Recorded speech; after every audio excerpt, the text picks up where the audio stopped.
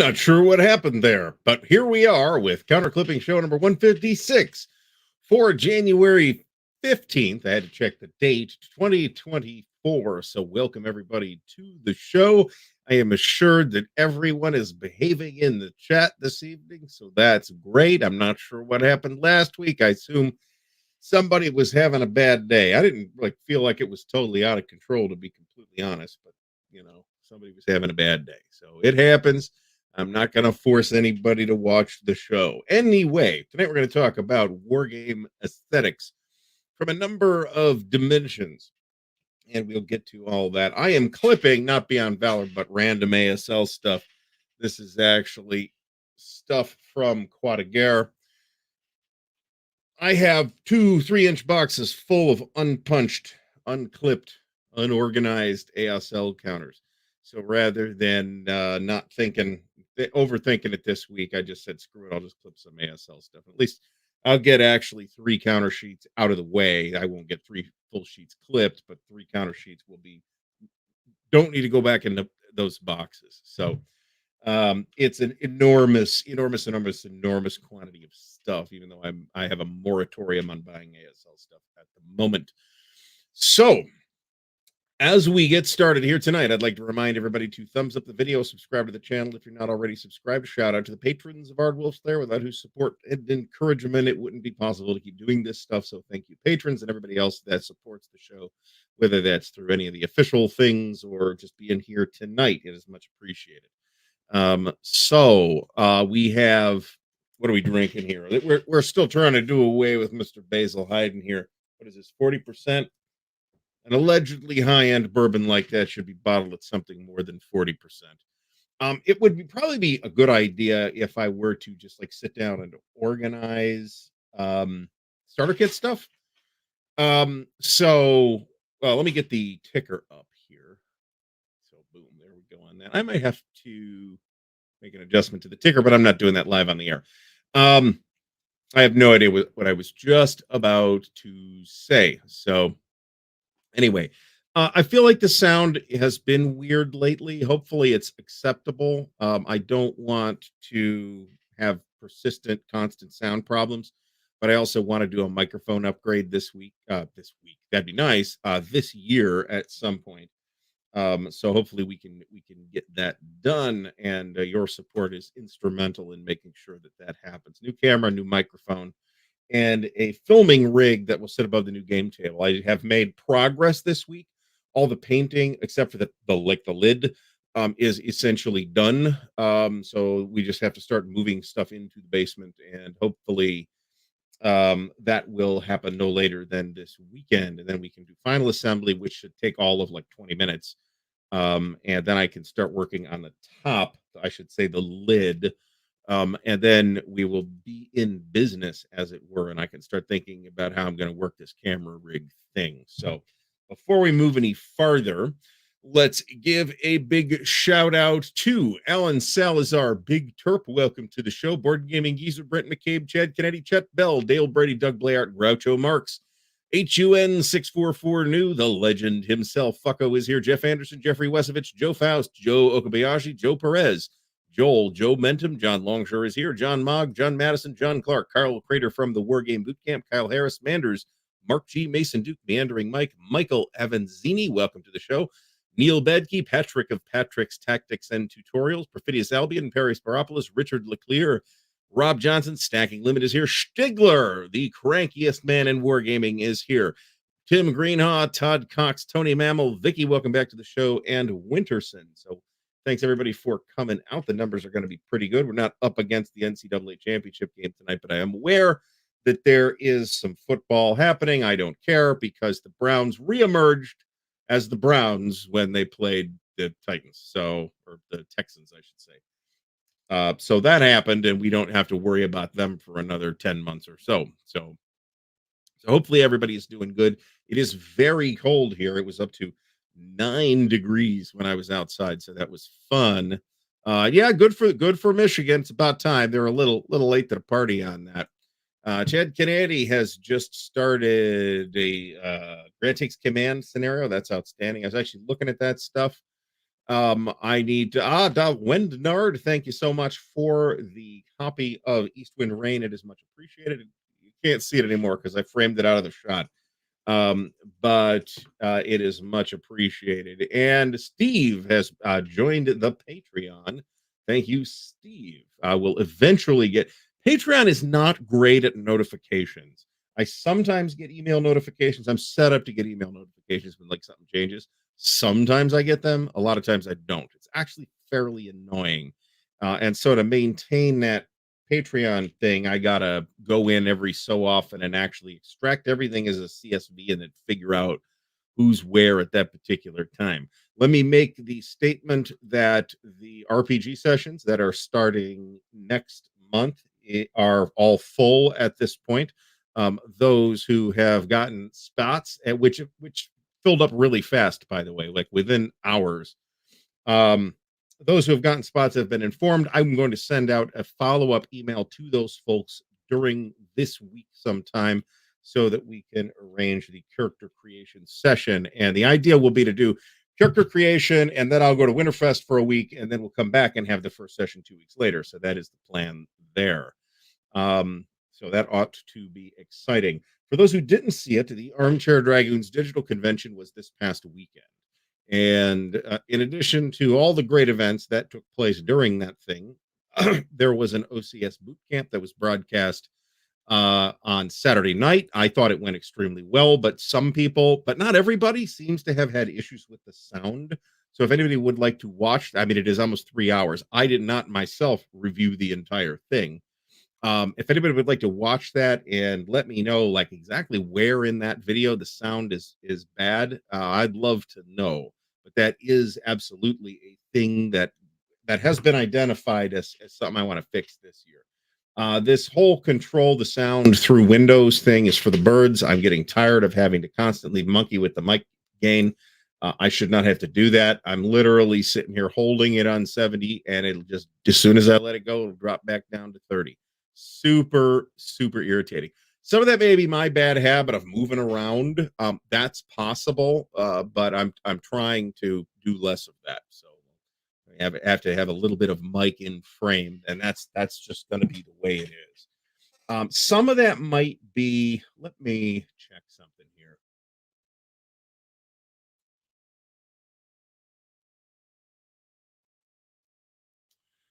Let me know if this helps at all.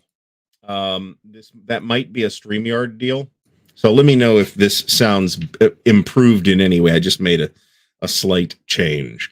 We are going to at some point get a full 3D printed counter storage solution for ASL, but that will not be happening this evening.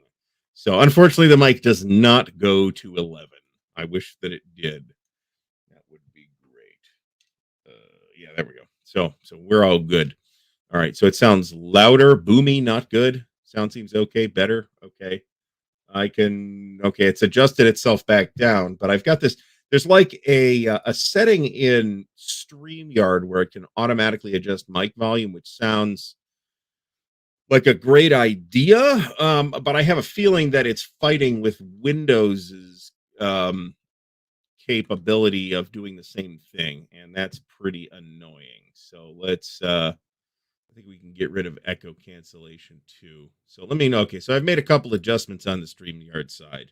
So hopefully that's a little bit better. As long as I could be clearly heard, I'm happy. But I also, it's something I want to get fixed. And it's, I've got all these things. I cannot explain that. Sound is fluctuating. Great. All right. So maybe we disable that. All right. Let me know if that helps at all. Because we just turned off some control on the microphone side in G panel or whatever the NVIDIA thing is called. NVIDIA owns these microphones now. So all right. So we're in phase 3 now here. So hopefully I just turned off all the auto sound adjustments. It sounds like maybe that was interfering with things. So hopefully that's better. All right. So let's have a sip here because we need that. And I'm also curious to see anybody's thoughts on the OCS bootcamp. I will also note that Patrick of Patrick's Tactics and Tutorials did a intro session to Great Campaigns of the American Civil War. That is, I'm sure that went very well, but I have not had the chance to check it out. I take it that was broadcast on your channel too. I've got a lavalier mic and I can't get the thing to work with this computer. I've still got to put more time into it, but that's exactly the problem. I should be able to just plug it in and yes, it recognizes that and that's it, and it doesn't pick it up. It recognizes that a microphone got plugged in. It does not recognize that it is a working microphone. I have no idea. So hopefully I'm happy to hear this positive feedback. Even the negative feedback, I want to hear the feedback. If the sound is like not workable, I need to know that, right? So I would definitely like to check that out. At some point, we're revisiting our intention of doing a comprehensive how-to series on. I have Richard Leclerc. That's a great suggestion. I don't believe that to be the case here. I have updated all the drivers already. So, multiple times. So, Jeff Barker, thanks very much. Eric Goebel, thanks also very much. All the live streams are up for the Armchair Dragons YouTube channel today, so check all that stuff out. There's a lot of good content there that is worth your time. So, like I said, that OCS how-to series is something that's been in the works for quite a while. And it's going to be like a monumental amount of work to do. And I really need to get some of these technical challenges out of the way before I feel comfortable doing that. So, yeah, computers suck. That's basically it. That is basically the problem. In fact, it has been turned off and turned back on again multiple times. So there's that. We may be getting a little bit of extra bourbon tonight. Perfectly good bourbon on the rocks, by the way. It has it's very pleasant to drink on the rocks. I just think it's a little expensive for the quality level that it is. That's all. I think it's a little too good to just throw in a random mixer. So, anyway, Wargame. What else do I got to talk about? So we resumed our game of Napoleon's Last Gamble this past week. We'll be re-resuming it this coming week. This is a great idea. A boot camp is not the place for this, though. I think the place for this is to get somebody like, maybe Chip or Tom Butner or somebody like a couple of people like that to talk about a specific, like a specific operational problem. I think that could be really cool. So I will mention Charles Latore. Thanks so much. It didn't come out as a short because it was like 3 minutes long, but the anecdote thing that got clipped out of last week's show by the AI thing just happened to have worked out that way. I didn't actually plan that, but hey, it worked out. I will point out that we have an official sponsor of the Counter Clipping Show now. That is Noble Knight Games in sunny Wisconsin, and if you are shopping with Noble Knight, and they do have an awful lot of cool stuff, there's an affiliate link in the video description. You can use that affiliate link to help the channel out because I get a little bit of a percentage in store credit.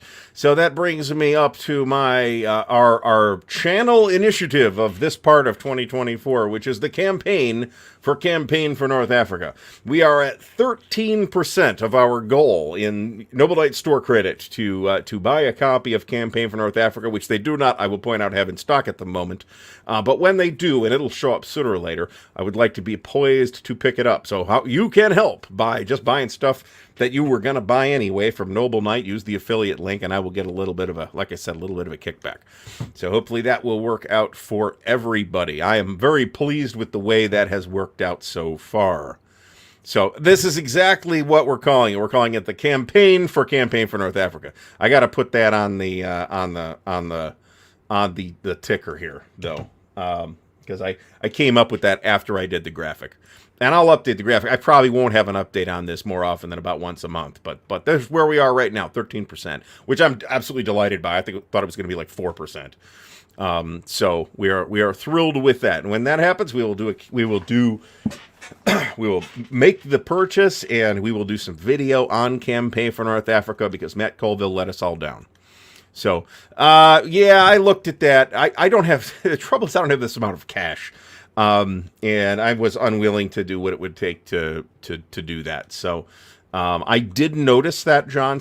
You're not the only person to point that out. It is a respectable price for pristine insides. I don't know that the box was pristine, but he said inside was pristine, which I can't complain about that price. It's a pretty good price. But the point is that, using Noble Knight store credit, I'll be able to let it pile up and do stuff that I would not otherwise be able to do because it's just too expensive, right? I have this game, Alistair, and I have looked at it, and it looks reasonably interesting, but I have not tried to play it yet. So let me pull this down. I'm not going to have that hanging around all show. All right, so we have ordered, by the way, the latest Napoleonic effort from Kevin Zucker, which ought to be out soonish. That's Napoleon's End. And we have also ordered Eilau 1807, which is the game from Sound of Drums. So that ought to be showing up pretty soon. Winter's Victory from New England Simulations ought to be out pretty soon. But the latest thing to come in is actually the latest issue of World at War magazine, which you will see an unsleeving of on Thursday. That's already uploaded. So the game in it is Kesselring's War, Sicily and Southern Italy. The map runs to like just north of Rome. It actually looks pretty cool. I'm very interested in getting that to the table. But I need to... very cool. So I know Half-Ass Gaming was at Winter Offensive, and it sounds like a good time was had. They did have Twilight of the Reich, which is the newest ASL package, plus the ASL scenario pack for Winter Offensive. Plus they did have I had to find a photo of the sales area and zoom in to confirm this, but they did have Skirmisher number 4 there as well. So basically any time now, I had a reasonably early pre-order of that, so basically any time now that everybody's home from Winter Offensive, we should be getting that in as well. As I recall, it is half a counter sheet. The Bristow Station and Mine Run campaigns are on there. I want to say, I don't know a lot about those, I want to say those are 1863 or late 1863 or 1864, something like that. So very much interested in seeing those. I don't know what John's talking about. I don't tend to hear this much interference. I do get a little bit of the in and out if I listen to the show after the fact, but this is not something I've noticed. But then again, I just turned off a bunch of stuff. So GTS Guadalcanal, I'd be delighted to pick that. Whatever they want to do for GTS, I'm happy to buy. When is Paris Propolis? This is an Eric question. Eric's Table Napoleonic Battles. Eric, thanks for stopping by. He will have the answer to that question. I don't have any info on this. There's 4 Labatt games that are in the works from Clash of Arms. The WoW expansion is one of them. Eilau is another, or I think it's Eilau, is another one. And Fuentes de Oñoro is one of them. That's one of the bigger battles out of the Peninsular War campaign. So very interested in seeing all that stuff. All right. Hexy, thanks for stopping by. All right. Anyway. So what else do we got going on? We're working on this game table. Okay. So I guess I'll talk a little bit. I'm not really prepared to show slides or anything like that. So I'm not going to. I did take pictures and there will be a video on it eventually that it's me just 2-minute videos of progress report that I'll stitch together at the end and get a video out of it. The gist of it is that it's going to be a 4x8 table.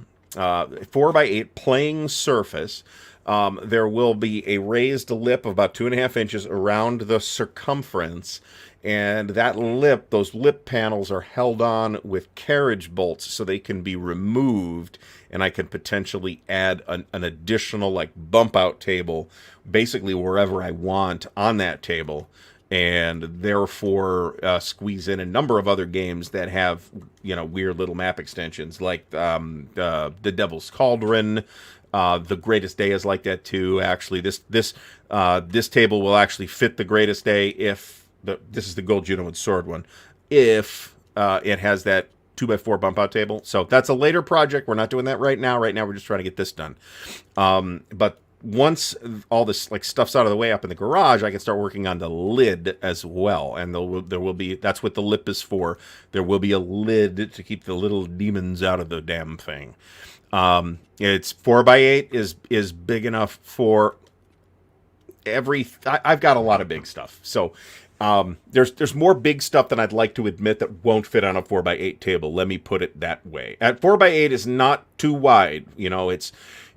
Remember that if you put two folding tables together and they're the regular standard size folding tables, then they're 5 feet wide, right? So 4 feet wide is eminently reachable. It's going to be roughly 35 inches tall at the playing surface level, so that should be more than enough. It's going to be at a comfortable standing height. And the lid will be a 4-piece lid so that it can be partially left on or partially taken off or whatever you need. So now 6x9 is roughly ping pong table sized, as I recall, and it is big enough to fit even the few things that my table, that 4x8 won't fit. It would comfortably fit, say, reasonably sure that it would fit Third Winter plus Crimea, which is another goal that I'll be able to do with that extra table. But that's something I can just do myself. I've got most of the wood. All I really got to do is buy the surface. So, and that extra table will be able to go on the end, in which case the table will accommodate DAC or DAC 2 or Campaign for North Africa. Or it can go on the sides and accommodate something like the Greatest Day or Crimea or what have you. So it all ought to work out. Progress has been excellent so far, and Fucko's probably coming up to help me with it this weekend. So I am also pumped to see the damn thing finished, considering it's taken me 3 weeks of, I wouldn't say constant work. I'm putting in some time, basically. I actually haven't done anything on it today, just because the next thing to do is the shelf that's going to be under the table, which is going to provide me with actually kind of a lot of additional storage space, which is going to be great. And that needs to come down in the basement before I can do anything else up in the garage. So now the IKEA, we're talking about this on the Discord server. By the way, the link to the Discord server, the invite link to the Discord server that is in the video description, or is in the, I shouldn't say in the video description, in the ticker, is refreshed. So you can join that if you like and participate in the community more. But we were talking about this on there, actually. There is I actually have one right here. That this is sitting on is an IKEA Linmon table.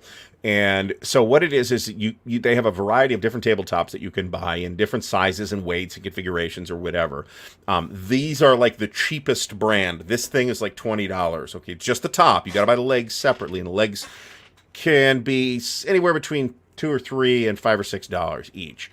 All right, so this is the Linmon tabletop, and it is roughly 24 by 35 inches or something like that. So it's almost exactly the same size as a Wargame map standard. Now, one way to approach this, and by the way, you could pick your own legs. So you can buy the cheap legs like I bought, or you could get the adjustable legs and make it higher. None of these options are going to be incredibly sturdy. However, it is the potential, at least, to have a very modular solution where you can just buy like 8 of these things and arrange them however you want and fit almost anything. And I thought about that, and that's something that still might happen, but I would want some kind of way to clamp those tables together. I could think of a number of different ways to do that. We have not yet gotten to the topic, Jason W. We are only 25 minutes in. I am usually pleased when we get to the topic within 30 minutes. So there is a wind up to these topics. So, Red Strike, I can't vouch for like actual footprint on Red Strike. We're going to have a show about this before too long, actually. I can't vouch for actual physical footprint of Red Strike, but I can vouch that I've seen unboxings of it, and there's a lot of stuff in it. So, who was it? Was it Judd Vance is working off of a rising standing desk, but it's only big enough for one map, which is not gonna do it for me. Bob Kowalczyk asks if we're gonna see some play on this table. Yeah, absolutely. That's the whole point. The whole point is that I'll be able to set something up and leave it set up without having to worry about jury-rigged picture frames on top of it or something like that to keep the cats out. So since there's no door on the room, and I thought about putting a door in there, but it'd be a huge hassle because you got to basically frame it in, which means you got to do a bunch of drywall work and all the other stuff that comes along with that. I'd have to custom build a door to fit in the opening, which is not a standard size opening. That would run the risk of moisture buildup in here, which I would prefer not to deal with. So I'd rather leave it open and have a table with a lid. The surface of the table will be painted wood, because remember, it will be pretty unusual to not have a war game on it. So, and if I do an RPG thing, I'll just do that upstairs in the dining room, right? If I were to do a in-person RPG, which I have not on the calendar at the moment. So it's just going to be painted wood, but it is a contrasting color painted wood than the rest of the table will be. So there'll be pictures of it along at some point. So, all right. So, Brand, at least you have an office. That by itself is a bit of a luxury. All right. So, Wargame aesthetics. To what extent are aesthetics important? Now, I'm going to take the position, and I think most people will end up agreeing with this. Yeah, I've actually got to buy a couple of Primark X. Thanks for stopping by. I actually got to buy a couple of floor lamps. Right now, there's overhead lighting that I think is going to be fine. I'm not inclined to try and tweak the lighting before the table makes it into the room. But I am prepared to buy a couple of floor lamps should that be necessary. I found some floor lamps that aren't particularly expensive. So there you go. Well, it's not just you, Brant. Let me put it that way. To what extent is the aesthetic appeal of a war game important to us, either in determining whether to buy a game or not, and I would certainly say that that's a factor, and in our enjoyment level when we're playing it, right? I definitely feel really good playing, for example, on the great campaigns of the American Civil War maps because they're so amazingly gorgeous. I have a less vicarious thrill playing on an old TSR Spitzer map, for example. Large stand ring lamps sounds expensive, actually. I do have a ring lamp. It's up here, and most shows I remember to turn it on. Now, it's not particularly difficult to cover it in felt either, right? So, there's good reasons to do that. I just don't see those kind of games getting played on this table, so I'm not going to do that. So we could always pull out, and I debated doing this and I didn't.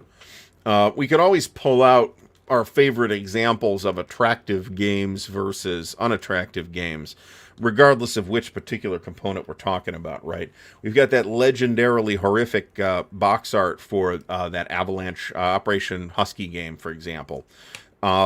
That's just really horrendous. But I don't want to fixate on terrible art, right? It's not incorrect to say that there are games that I kind of grabbed because they're just that damn pretty, right? The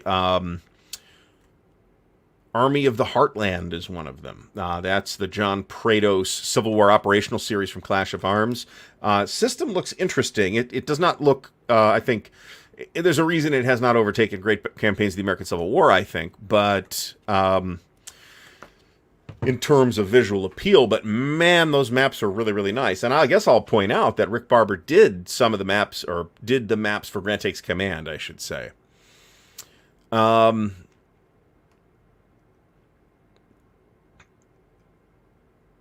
Checking out the 160 people watching right now. That's awesome.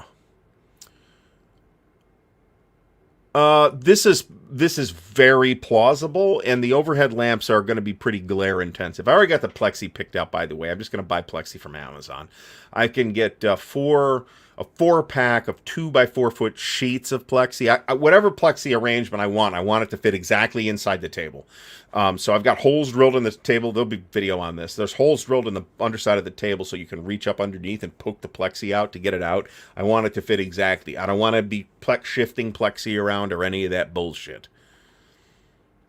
So I think Stigler is just completely on drugs when it comes to this question. Now there is a certain, as we have discussed previously many times, there is an idiosyncratic gamer's style. There really isn't an MMP house style. There is a gamer's house style, however, and I completely appreciate why some people maybe are not crazy about the maps or the counters or whatever. But I've always found them to be reasonably functional, and only occasionally are they really not attractive to look at. And I haven't really had that problem with any OCS games. Back to the beginning, and remember, I have them all now. But we have occasionally seen maps that are unpleasant to look at in the Civil War Brigade series, and or I guess we'll put them in there, and or the Tactical Combat series. Some of those maps are pretty tooth grinding as well. Certainly VUCA is doing a really nice job, but I mean, so the art, like how pretty it is, the general prettiness of a game is not the only determinant of whether it is aesthetically well done or not, right? The GCACW maps, I'll tell you what, if you look at the original Grant Takes Command maps, not the new ones, because those were redone by Charlie Kibler, you could see Rick Barber trying to work in somebody else's style, and I'm not sure that he was entirely comfortable with that. Those maps still look good, but they do look different than the earlier and later Charlie Kibler maps for that series. I am, other than, and this is not a new game at this point. This game's over 10 years old, I think. Other than Day of Days, I can't think of a game that the gamers have done in the last 10 years that I haven't had a negative reaction to the map. I have, or the counters, but the counters are in a way even more idiosyncratic than the maps in a way. I'm not crazy about the line of battle counters. I feel like the presentation of information on the GBACW counters is better than the presentation of much the same information on the line of battle counters. But they're in that idiosyncratic gamer Civil War style as well. Now, the maps don't bother me in that sense. The more recent maps don't bother me in that sense. If you look at some of the old Civil War Brigade series maps, there's like, man, it's just the color intensity is really, really high. It's really hard to take. So, yeah, I just want it to fit. I don't want to have to deal with it anymore. I mean, I got plexi. I'm just going to have a lot of travel plexi, that's all. Nengwaya says, counter look outweighs the map. Can take a lot of map crap and not so much counter crap. So, remember that, again, aside from pure prettiness, these components have to be readable as well.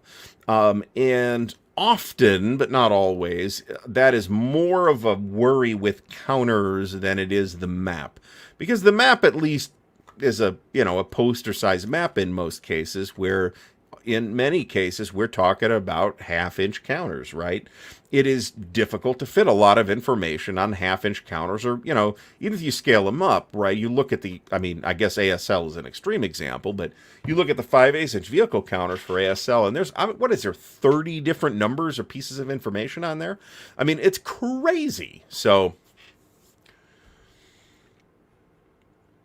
all right, I completely agree with this. Right now, I'm using these kind of overhead garage lamps in the game room. That may end up changing, but that's a thing I will be willing to deal with once the table is in place, because then I'll have a better sense of, hey, here's the plexi, what's the glare situation, and all that stuff.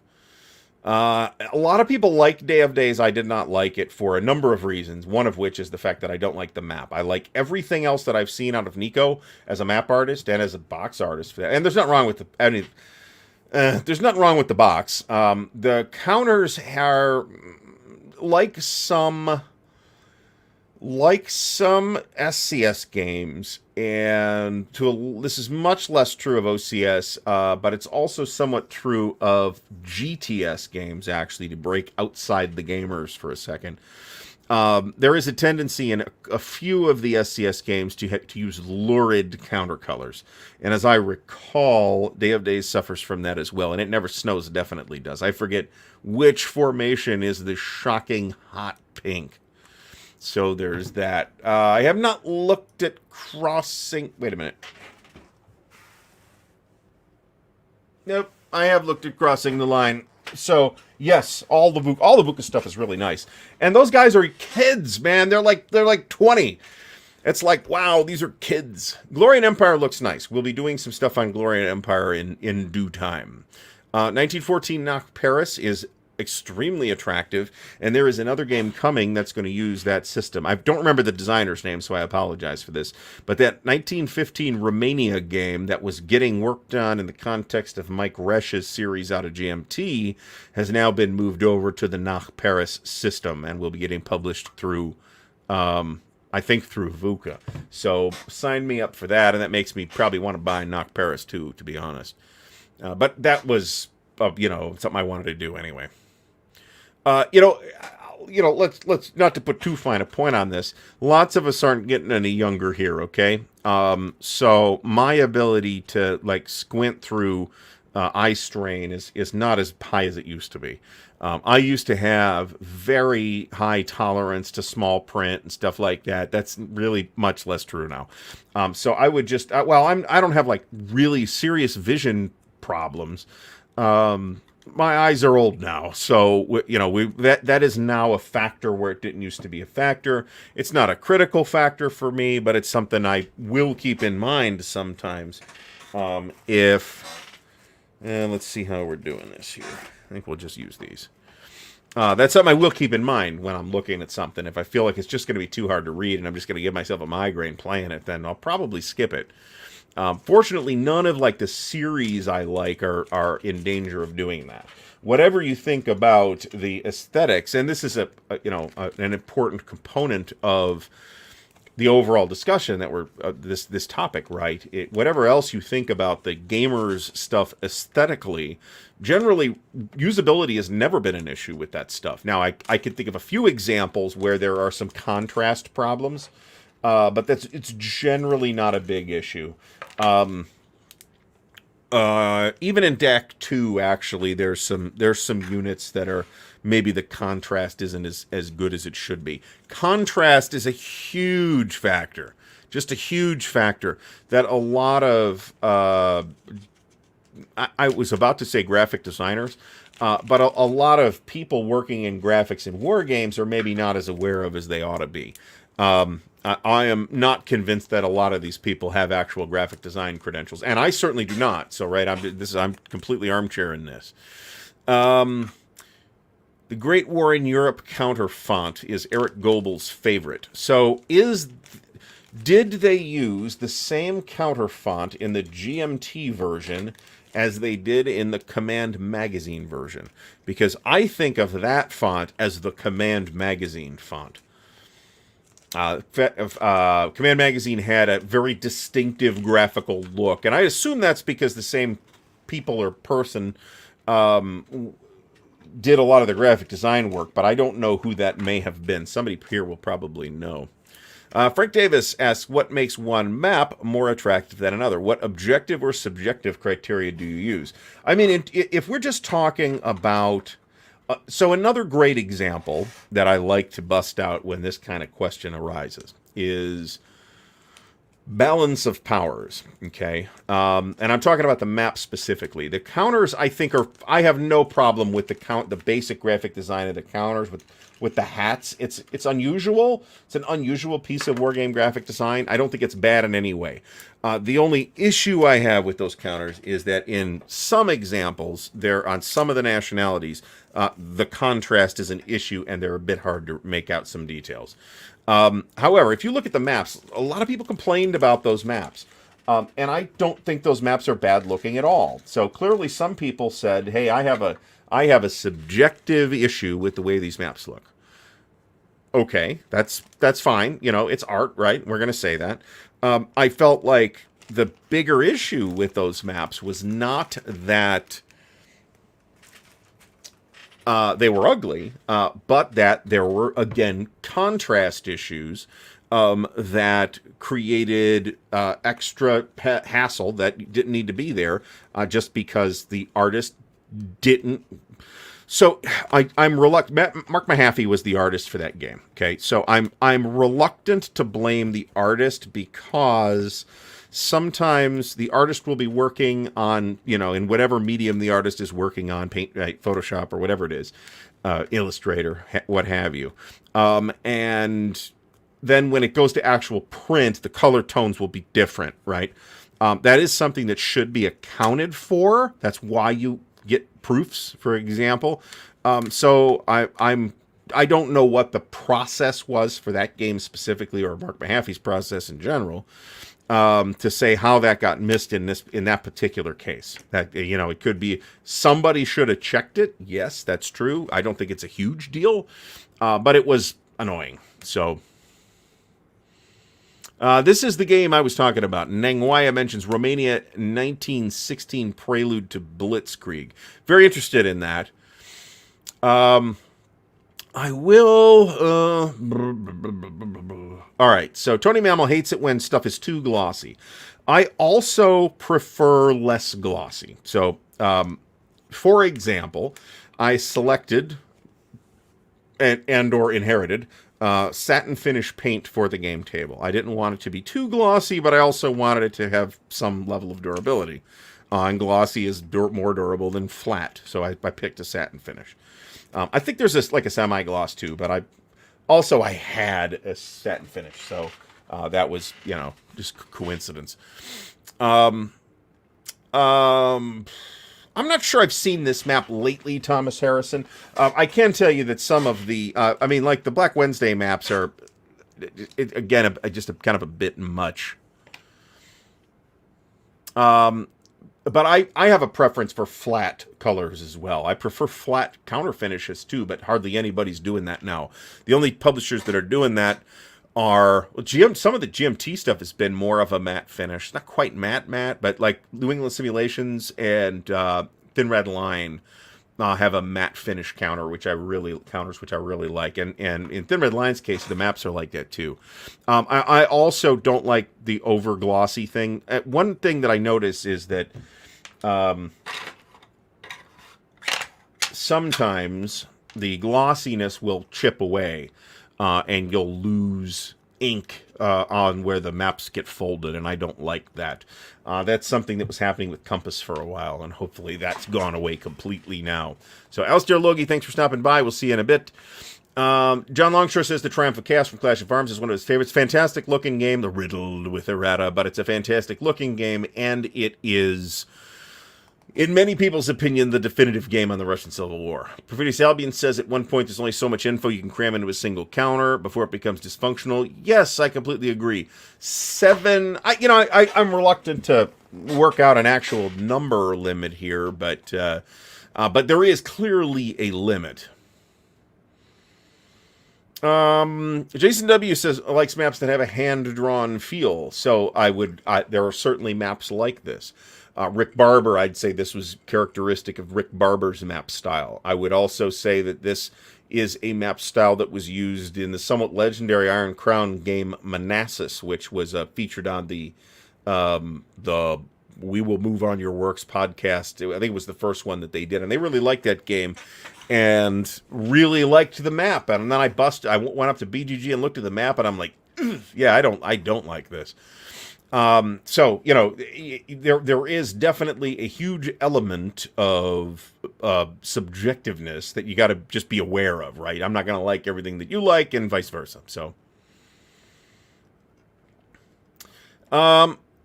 there's some truth to this. As much as you know, Stigler is the crabbiest man in wargaming. There is some truth to this. If you're going to play a game, and this is particularly true of somebody that's going to commit themselves to playing a big monster game, right? You're going to spend 200 hours staring at this stuff. You know, if there's really bad visibility problems, that's going to create an issue. Now, you know, to some extent, you can get used to issues or things you're maybe not crazy about, but beyond a certain point, you're not going to be able to ignore that anymore.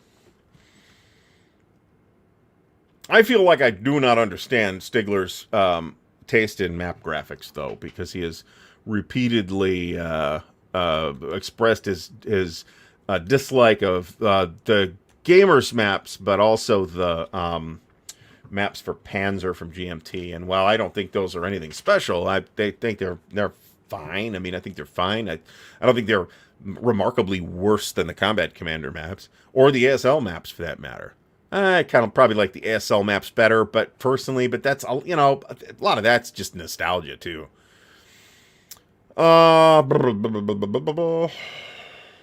See, this is the reason for my question of whether we were talking about the Command Magazine version or the GMT version, because I'm not sure. All right, Primarch X mentions status markers of a different shape from unit markers. I don't like this. And this is probably old cranky man yelling at cloud territory here, to be fair. But I tend not to like this. The game that did this, that I can think of off the top of my head, is Frank Chadwick's Thunder in the East. Sorry, Thunder in the East. Which is a game that I think has a lot to offer, but it's got like 3 different sizes of unit counters. The HQs are round, the ships are rectangular, a lot of the markers are little arrow-shaped counters or things like that. And I felt like it was distracting, to be honest, more than anything else. Would you get used to it? Probably, yeah. Brant mentions one thing that few artists seem to do is prep a color palette for the design before they start the design work. I think that's true. We are really only now starting to see graphic designers working on wargames that are like aware that color blindness is a thing, and are willing to, you know, try and mitigate the problems and difficulties that colorblind people will have playing these types of games. You know, again, contrast is another tool in the toolbox that's not just color that one can use to differentiate information. So Proficiency Albion says the aesthetics of counter design is often limited by the size of the counter. If you're using half-inch, there's only so much. Yeah, no, this is completely true. I mean, the size of the counter is obviously a factor, and you can get. So if you know, absent other information about any game design specifics, okay. So I'm kind of in an ideal platonic way. If the only reason I'm going to use larger counters is just so that I could fit more information on them, more numbers or symbols or whatever, I probably should think about, do I really need all that information in my game system? I probably should give that some serious thought. I tend not to really see that with the ASL being an exception, where the vehicles are 5/8, because, boy, they ain't fitting all that info on a half-inch counter, that's for sure. It's almost impossible to read already. Chad Canady mentions... Now, I this is another factor that I think ought to be at least mentioned and considered is, who's the publisher, right? I am willing to put up with substantially less graphic design bullshit from GMT, for example, because I think GMT doesn't have an excuse. They've been doing this for 30 plus years, or roughly 30 years. They've been publishing games. They have some of the finest graphic talents in the industry ever are associated with GMT games. I don't think GMT has an excuse to do poor graphic design.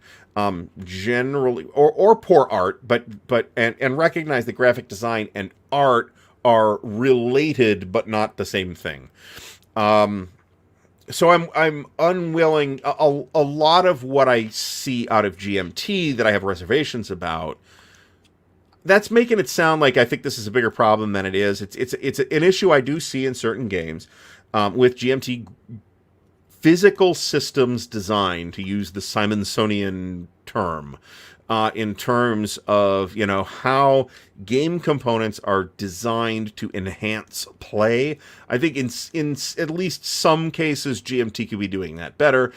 In terms of general, like how pretty are the maps, how nice do the counters look, all that stuff. I think GMT is generally as good as anybody else. But that's my expectation with GMT. I'm frankly going to have I'm going to cut somebody like Grognard Simulations a little more slack than I am GMT or MMP or Compass or whoever. Not that GMT's been absolutely flawless in this regard, but they're the established publisher, biggest publisher in the space with a lot of experience doing this. Aesthetically, I really like the Balance of Powers map as well. There are contrast issues on it in places. That's all I'm saying. Same with the counters. I have no problem with the counters, or really even with the design of the counters. There are contrast issues in places. The rulebook is also organized unconventionally, but not necessarily badly. It's just you gotta be careful with the rule book. Otherwise, I think it's an extremely strong game. Better graphics, debatable. I mean, if you're just using NATO symbols anyway, who cares, right? And I'm a fan of NATO symbols personally. Now, not everybody agrees with me on that, but I felt I maybe we said this prior to me mentioning it, but yeah, I felt like all the different counter sizes and shapes in Thunder in the East were distracting. I'm also suspicious that particular element is an Alan Emmerich element and not a Frank Chadwick element. I don't know that that's the case. Sometimes it's just the resolution on the counters. So, example, on the Devil's Cauldron, and this may be true of War Eagle's Dare as well, but I remember it with Devil's Cauldron because I was playing with those pieces. Certain names on the counters, not the factors. The factors are fine. The names on the counters are, in some cases, in this sort of German Gothic font. This was a horrifically stupid idea to put on. They're 5/8" counters. They're a little bigger. It was really dumb to do that, right? It's very hard to read. They're actually somewhat pixelated because the resolution on the printing wasn't high enough. Really bad move to do that, in my opinion. Does it affect the game very much? No, not really. Because it's the color coding that you're using to identify who the guy belongs to. So, and we're more or less talking about just the leaders.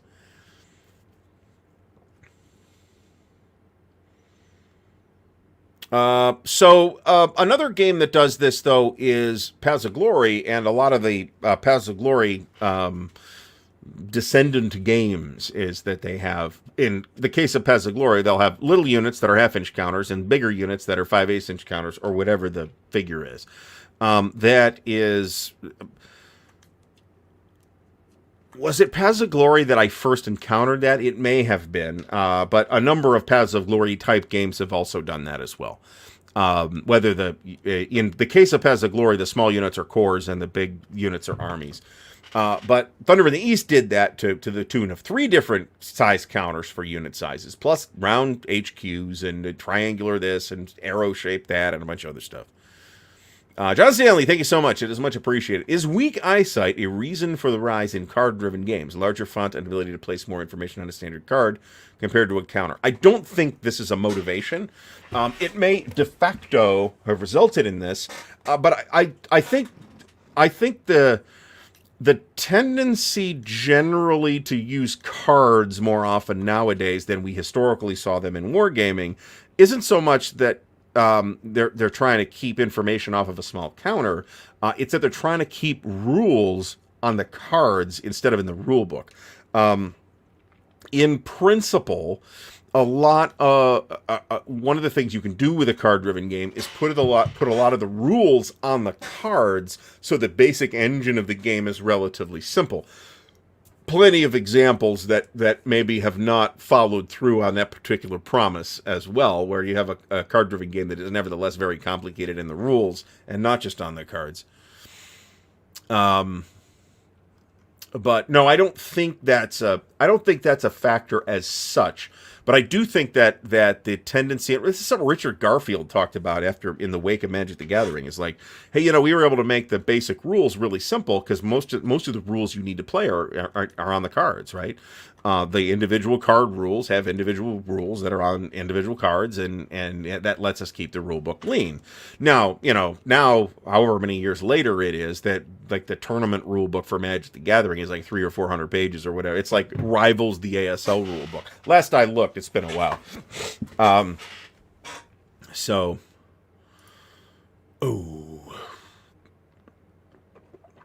Roger Hemsath asks, what game have you bought that looks great, but the rules are so terrible that you can't do it? For some people, maybe the answer to that question is Campaign for North Africa. I was actually looking through the rules last night, and it's not going to lie, it's complicated, and it's very bookkeepy. But I don't mind that. I don't mind bookkeeping. Now, are you going to be able to get 9 other players to do it with you? That's a good question. But it's a game I want to explore. Let me put it that way. Game have I bought that looks great, but the rules are so terrible that you just can't. I don't know that I can think of an example off the top of my head. I have more often find a game that maybe Goss. I mean, some people might have this reaction to Goss. I did not, but certainly somebody that encountered that original Decision Vakdam Ryan rulebook, I could certainly understand them deciding they were just going to pitch that in a dumpster. That's just a horrific rulebook. I like. Another point of graphic design is you don't want to use a different font for every single thing, right? So you want to minimize the number of fonts you're using. I have a tendency to like sans serif fonts for the factors on counters because I think they're easier to read. But you also got to be aware of things like the number 1, right? Is this a number 1 or is this an L or what is it? So you got to differentiate between that. So like a hybrid font that's like a light on serifs, I think is generally a good idea. I have a visceral dislike of fonts that look like they'd be numbers on a football jersey, like those college-looking fonts. I don't like those, and we do see those sometimes, particularly in like SCS games. Stop putting red and green colors in the same hexes.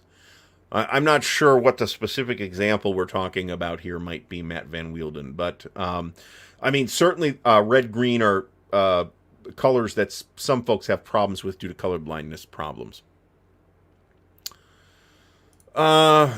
Marty says that card-driven games got popular, in his opinion, because they are much more interactive than Hex and Counter.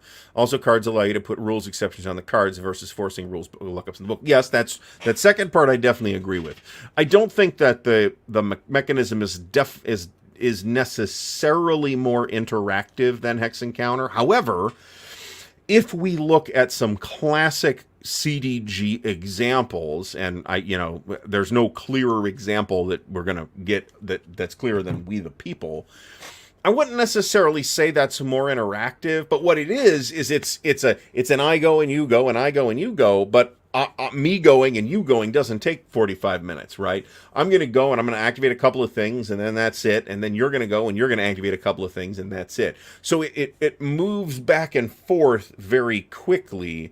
There is some interaction there, too, as far as like intercepts and things, but that doesn't have anything to do with the fact that it's a card-driven game. I mean, you can unless I'm misremembering badly, which is always possible, you can intercept in the hex-based and otherwise cardless War and Peace. OSG's maps are great. They can be very detailed, but I'm generally very pleased with OSG's maps and counters for that matter. Doug from the Tabletop's Edge. Doug, thanks for stopping by. Agreed with period fonts, period maps, 19th century maps sucked. I mean, it's nice to see like the flavor of a period map, but in general, period maps are not designed for maximum readability. So I would prefer not to take that too far. I think about as far as I'm willing to take that is maybe OSG's maps or maybe Rick Barber's maps. Collins Epic's card games do that too. Effects cards stick. I don't know what games we're talking about here. Are we talking about like Tiny Epic Galaxies or something like that? Ooh, yeah. So this is almost putting some kind of background color behind the text, or worse yet, a background pattern, is almost always a really spectacularly terrible graphic design idea. And I would strongly recommend that the publishers no publisher of anything ever does this again, unless their goal is to actually make their thing just harder to read. Not a big fan of color behind the text. Now, you can use it in a limited way to do like highlighting and things like that. That's fine, but man, you got to be careful with it when you use it. Findle70 mentions the original World War from Mark Walker with the Bauhaus font. I did not really look at that product inside the box. I've seen the box, but that's about it. These are really gorgeous maps. I'm not sure they've aged quite as well as we'd like, to be honest, but they're pretty nice. First victory. Yeah, I feel like there's an attempt to do a Barber-esque style there, and I am not convinced that it worked, but I think it's worked. I think it did work better than, say, some of the more recent entries from Revolution in the Blind Sword series. I think that artist is finding his feet now, but that first game after Rick Barber was it. I didn't think it had graphically a strong look. Color rules are much better than black and white if the designer know what they're doing. I'm not that convinced that color is necessary in wargame rules or RPG rules for that matter. This is probably an unpopular opinion, however. And certainly color can be used in a useful way to highlight things or to draw attention to certain things. In general, I think that's not strictly necessary, but, you know, that's some of my own tastes shining through there, too, for older games and stuff like that. Nangwaya mentions the Krieg maps. I personally like these maps and think they're generally attractive. There are also places where contrast is an issue.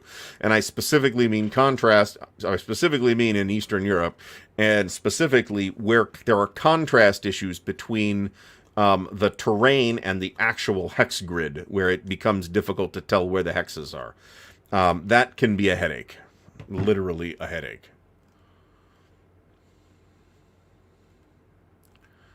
Graphic design is, like I said, graphic design is like a real discipline, right? I mean, it's something that a lot of people don't understand, except maybe they have a general sense of what graphic design works and which graphic design does not. That's just instinctive. Like an actual person trained in graphic design will better understand the actual details of what works and what doesn't. There is a book called, I think it's called The Non-Designer's Design Book. That's basically graphic design for non-graphic designers. It's probably very useful for anybody that's trying to work in this space, which presumably you will not be able to just go and run out and get yourself a degree in graphic design. Ed Holtzman mentions Unhappy King Charles. He says the map is great, but the counters are blah. So there's a new version of that coming from Phalanx. Might be Phalanx. It's not GMT, I can tell you that. Map for Shifting Sands is garish and the counters are nice. That's not their strong. Shifting Sands is Mecranella's North Africa game. Game's supposed to be pretty good. I'm not crazy about the map. I didn't hate it, but I'm not crazy about it either. It does have a little garish. Maybe garish is the right word. It's a word I don't like to use. It's a little more strongly negative than I feel about that map. Let me put it that way. But I think I have a sense of what you mean here as well. Marty mentions using different counter shapes is more complicated when it comes to making counter sheet layouts. The more shapes, the more... This is true. This is a publisher problem, right? I'm perfectly happy to just have one size and shape of counters in a game, generally speaking. Frank says, challenge the statement that Stigler is the angriest man on the planet. And Frank hates the entire planet. That's true. You guys will have to settle this out in the parking lot as to who gets to be the crankiest person in Wargames. So... however, you're probably both on that list. Somewhere on that list. I can tell you that. Pushing Cardboard doesn't like huge hexes with the counters spread out instead of stacked. So you probably are a big anti-fan of the deluxe ASL material then. Because that's like the entire point of that is so that you can have these 2-inch hexes or 3-inch hexes or whatever they are. You could spread everything out as opposed to keeping it all stacked up. I don't know that I have a preference for or against this. However, what I will say is this. My tastes tend to be for large footprint, long format games. And in that context, it's generally very difficult to fit everything in oversized hexes or oversized spaces or whatever it is. So I tend not to fret too much about this. The kinds of games that we're talking about here that have this are not normally kinds of games that I spend a ton of time on. But again, we do have Deluxe ASL, which I haven't played since the 90s, and so forth. Now, I have no problems with 2 different counter sizes. So let's... just in terms of counter size, I think my favorite approach here is... Great War at Sea, or Second World War at Sea from Avalanche, okay? And here's the sense in which I mean this. There are basically 2 counter sizes. There are ships, which are rectangular counters, and there's everything else, ground units, air units, whatever, that are square counters. Now, they are half-inch by half-inch square counters, and half-inch by 1-inch rectangular counters, but they don't have to be those exact dimensions. The dimensions aren't important. I do kind of like that aesthetic of having a bunch of other stuff that is on square counters and ships on rectangular counters. I like that. Flying Colors does that, but only for the bigger ships. Some of the smaller ships are still on half-inch counters. The Wooden Ships and Iron Men had rectangular counters. I feel like you could overthink that, right? And I feel like that's what happened with Thunder in the East. It's well, why not have little arrow-shaped counters for odds, right? Why do we even need counters for odds? I'd be happy with just not, right? But that was a GDW thing, too, so that might have been Frank's idea. I don't know. GDW loved to have counters for odds. Matt Davidson likes the old SPI Redmond-Simonson maps. So I feel like... and I am not saying that Matt Davidson is suggesting this. I feel like this is a statement that on the surface I completely agree with. I, too, like the old SPI Redmond-Simonson maps. But recognize that the genius of Redmond-Simonson was not strictly in his map art. It was in the physical systems design, what he called the physical systems design, which is designing the components, including but not limited to the map of the game, in order to best facilitate play. A lot of really basic stuff that we take for granted now, like, off-map displays and turn record tracks and stuff like that, run back, I'm pretty sure, to Redmond-Simonson. So... some people don't like this. I like the innovation in... One runs into, I think, some aesthetic challenges with this decision, right? Do you have graphical representations of multiple terrain types in the hex, and then you have to make a call as to which is the dominant terrain type, right? There's a little bit of river or, a little bit of swamp jutting into this hex. Is it a swamp hex or the rest of the hex is forest? Is it a forest hex? Does the defender choose the defending terrain that they're defending in? Maybe some games work like that, and that's fine. Or does each hex have a discrete terrain type? One can do this in the SPI way, where here's a green hex, the whole hex is green, and it's the woods hex, right? Or does one do that in the GTS way, which is to have a tiny colored dot in the center of the hex that tells you by its color and or outline what the terrain in the hex is. So there's never any question about it, assuming you can actually make out those dots. Some people hate those dots, but remember that in that game you sometimes have to draw center hex to center hex for line of sight as well. So there's that.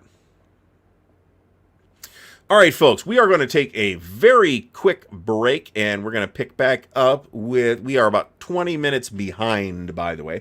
I'm going to try and buzz through some chat here while we are going to hear from our sponsors. So take it away, Noble Knight. Here at Noble Knight Games, we've been carefully growing the world's largest selection of board games, role-playing games and dice, war games, miniatures and paints, card games, and more. Going on 25 years now. Our rustic castle contains more game and hobby goodness than you can shake a stick at. Complete with careful packaging and the finest customer service the land can provide. You can buy, sell, trade from anywhere in the world, just like nature intended. Noble Knight Games. All right, so special thanks to Noble Knight for our being the official sponsor of the Counterclipping Show, highly enthusiastically endorsed by me. And don't forget the affiliate link in the video description you can use to help support the channel if you're going to buy stuff from Noble Knight. And it does, I don't have a discount code, but it does work with discount codes as well, as far as I'm aware. Minimum font size for, I mean, it really depends on the font itself, though. Sometimes you'll see a 8-point font that looks twice as big in one font versus another. I am forced to agree with this statement of Tony Mammals. Do not use German Gothic fonts in games. Don't. It is never worth the trouble. Times New Roman is fine. SPI will note used Universe on counters and Times Roman, not Times New Roman, but Times Roman in their rule books. That is a thing that I looked up, and it has been useful. And Universe is a font that compacts very well on counters. I think that's why they might have used it. Okay, Perfidious Albion needs to revisit Berg's A Famous Victory to recreate Blenheim. I have no opinion on that game whatsoever. Mo from Mo's Game Table is here. Mo, thanks for stopping by. My sense is that 4 points is probably too small. But, I mean, again, it depends on the font, so. All right, Nangwai has been taking accessibility courses, and it's been very useful for game development and also how to put out material. Yeah, that will absolutely be helpful. Yeah.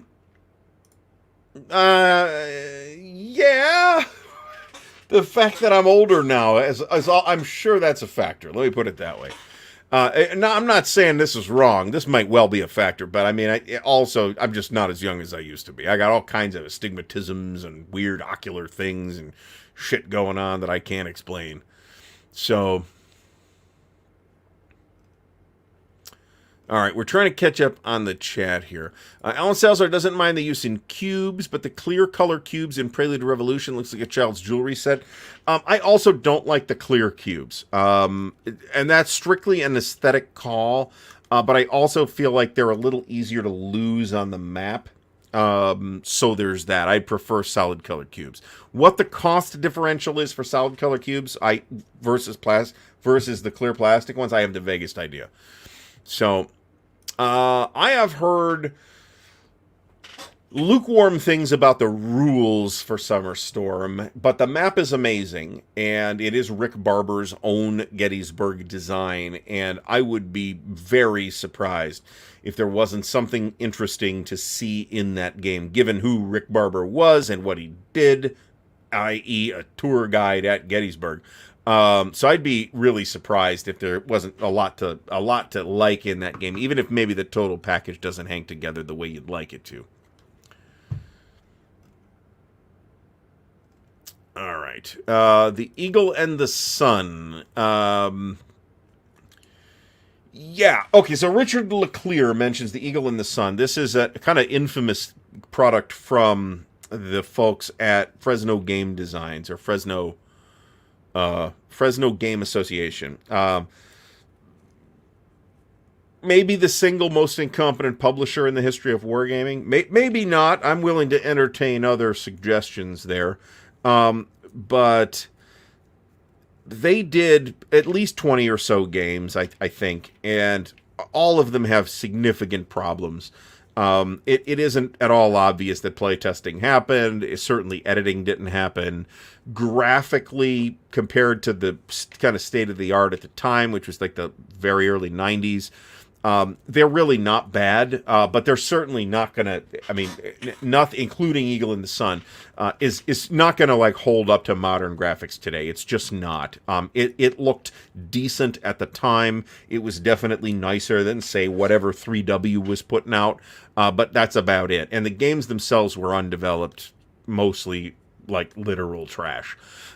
So again, I'm willing to accept challengers to the envied title of worst wargame publisher of all time, but certainly FGA is in contention there.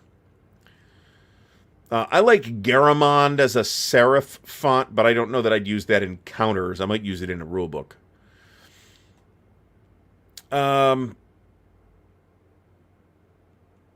Arial is fine. It's fine. It's a little too recognizable, I think, but it's better than using like Papyrus or something like that. Nobody should use Papyrus for anything. So I mean, Barber himself was a bit of a divisive artist, a map artist, right? I mean, I do feel like the artistic qualities of a Rick Barber map outweigh the utilitarian functionality of many Rick Barber maps. The amount of, loving detail that is put on those maps is probably more than one needs for most war games. Now, the I don't want to say exception, because Rick Barber, although he became very closely associated with this particular Rick Barber style later on, where like a lot of the stuff he was doing was Civil War, and it very often would have that particular style. Examples would be the early Blind Swords games from Revolution, for example. There's two caveats there. One is that I think like the ultimate version of like Rick Barber map art is found in A Most Fearful Sacrifice, and it's not that it's a different level of detail from normal Rick Barber stuff. It's just that it's bigger. It blowing it up in that way really, really adds to readability on that map, and really makes all that lovingly hand put in detail really stand out. And I think it's an extraordinarily effective map. Now, this said, one can also look at, I mean, these are still recognizably Rick Barber maps, but you can say, look at the map for Edelweiss, or the map in what the damn thing called, Army of the Heartland, and those are really, really good maps. They're really attractive, and they're a little less. Maybe I'll use the word fussy that a lot of Rick Barber maps could be. So.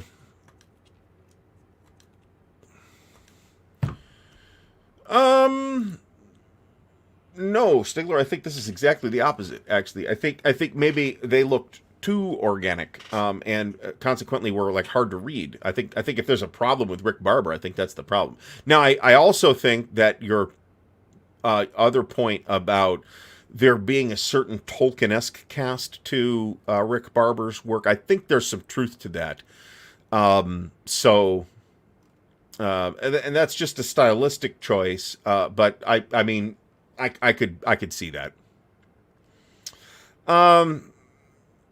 Yeah, see, the Bolivian campaign maps are not, I think in any sense, I don't think they can be described as period maps. They are modern maps with some period affectations to give them a period feel. And I'm completely fine with that. One can look at period maps, and I'm not talking about 1940s or 1820s or whatever maps so much as like medieval maps, which are a completely different from a functional standpoint of from modern maps, right? So I'm leery of the like period maps, but I mean I generally think that a conveyance of the feel of a period map is what you normally want without actually trying to produce a map that could have been produced in period.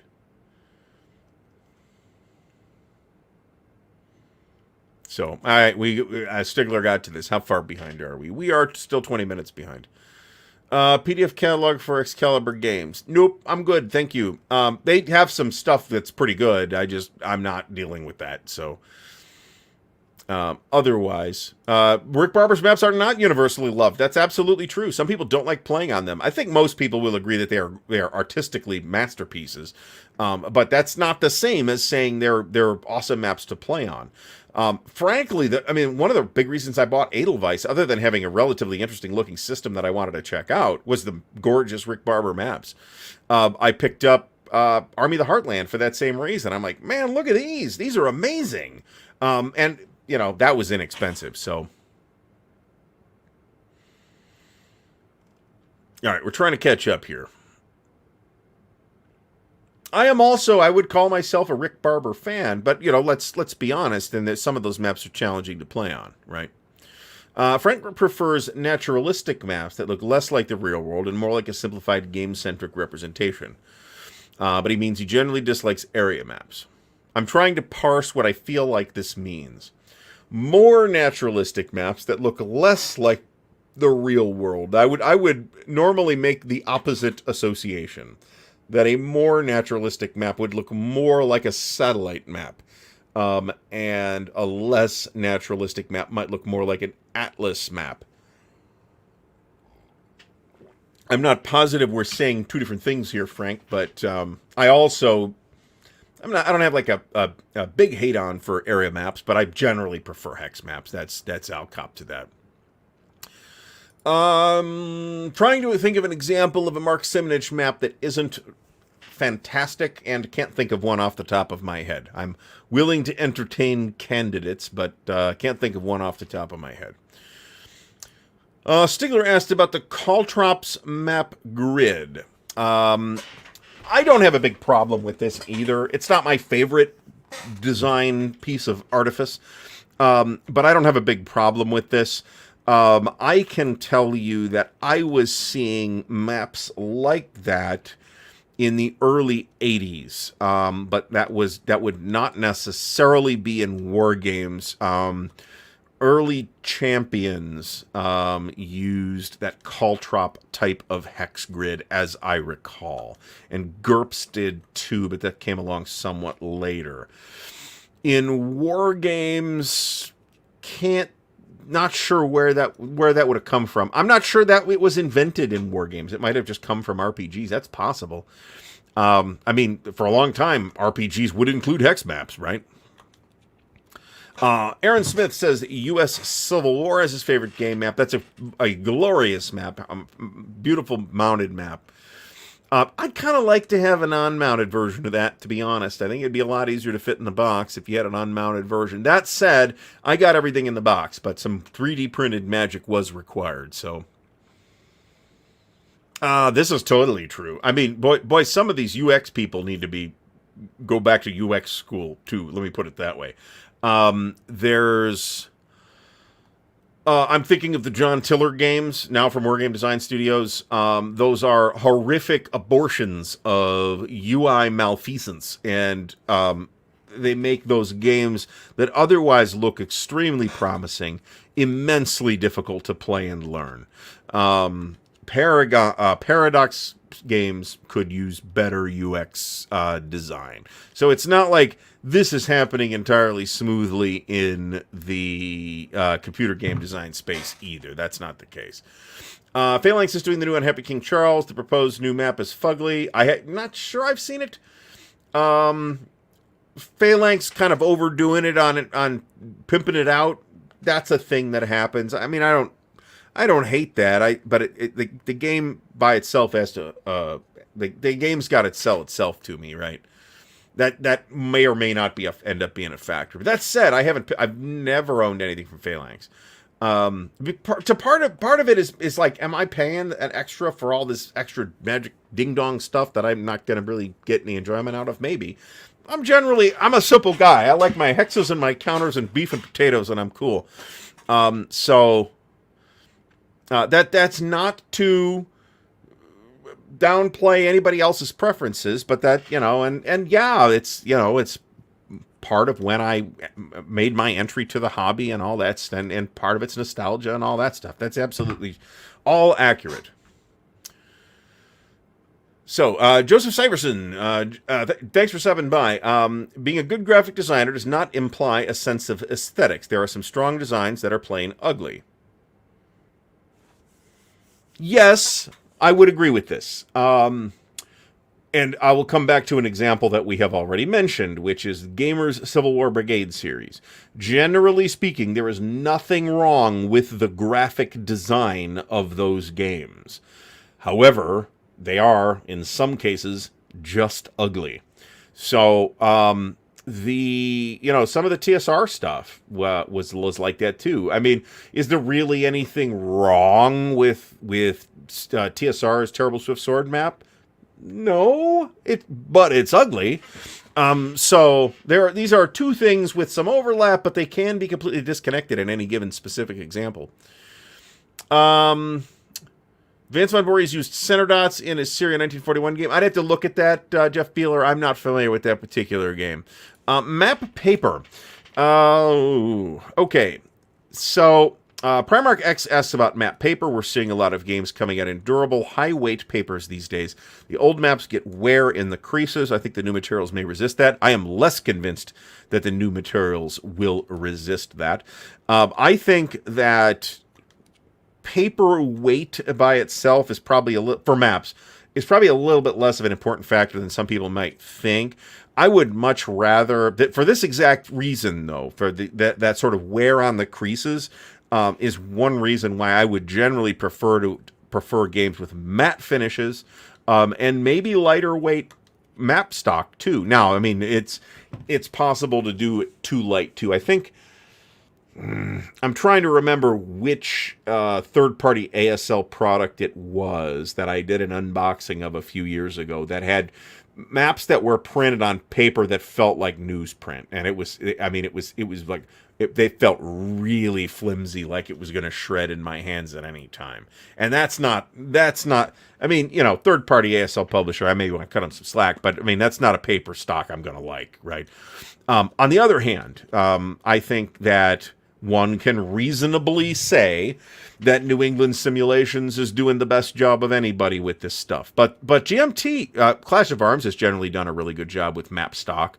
GMT, what game was it? Was it Musket and Pike? The Musket and Pike dual pack, where the maps have sort of a linen finish to them, much like one might expect from Clash of Arms. I really liked that. I liked the fact that they have a glossier counter finish now. Meander Mike mentions that the odds counters were a stretch goal bonus for Thunder in the East. This is a thing we see too, is like somebody doing a Kickstarter, whoever it is, somebody doing a Kickstarter where they have to have stretch goal after stretch goal after stretch goal. And I'm glad to see that they didn't like completely hose themselves on this, which some publishers have done, where they like wreck the project from a pricing standpoint by just adding more and more and more crap until it becomes unsustainable. And the Thunder in the East people did not do this, so that's good. Information design. There are articles about this that Simonson wrote, by the way, or Simonson. So, Nangwaya mentions the first... Oh, God. So, Steve Jackson... Was this game originally from Metagaming or Steve Jackson? I forget what the order of precedence was back at the time. However, in either case, I think in both cases, Metagaming, at least in the Pocket Metagames, and in a lot of the early Steve Jackson games. In fact, I've got one on my shelf. The copy of Car Wars I have is like this, where the counters are not on a heavy like counter stock or anything like that. They're on friggin' paper, and you've got to cut them out. And I'm not a fan of that. So, one of the iLoud games will be a DVG release. Stigler, are you What game are we talking about here? Ilau from DVG. That's not right. Maybe I'm brain cramping at 9:29 in the evening. I'm certainly roasting in here. But I'm not sure I am remembering what game you're talking about. There was an ad? I don't know anything about that. Well, there was the Noble Knight ad, because they're the show sponsor now, so. All right, we're motoring through here.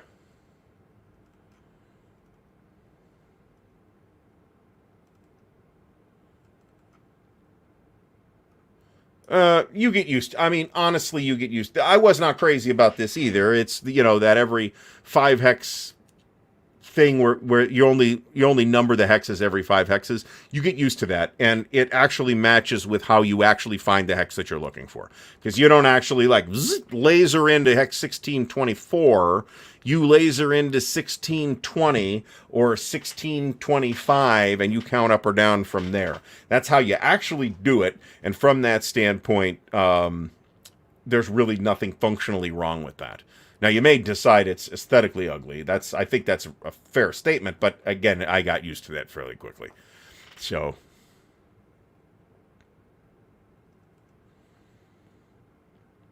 I'm not sure I ran. This is true.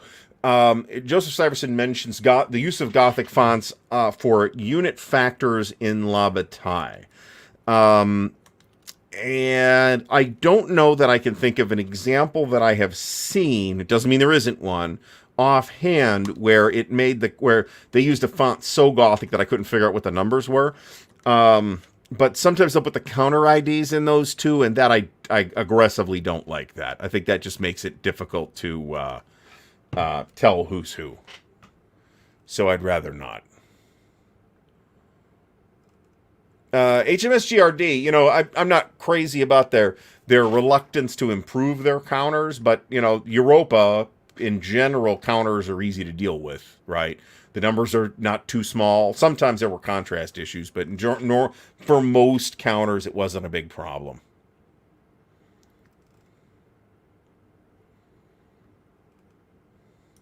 All right, Primark X asks about ergonomics on player aids. The best ones nest necessary info together, the worst of your frame. Yes, so this is absolutely right. One can, I think, point to OCS as a good example of great player aid design, at least in the more recent ones. Like all of the air stuff is on one, it's one 8.5 by 11 folded sheet, right? Or I should say 11 by 17 folded sheet. And so it's 4 pages. So you get your combat table is basically one whole page. Your barrage table and all the barrage stuff and a few other things are on the barrage side. All the air stuff is on the air side, right? So the material is organized fairly well. Now, in contrast, we might look at the player aids for BCS, where I feel like there was like more than they could comfortably fit on a single side. So the information that's on that same 11 by 17 card felt a little less rationally organized to me. And that's a thing that they may revisit in a future version.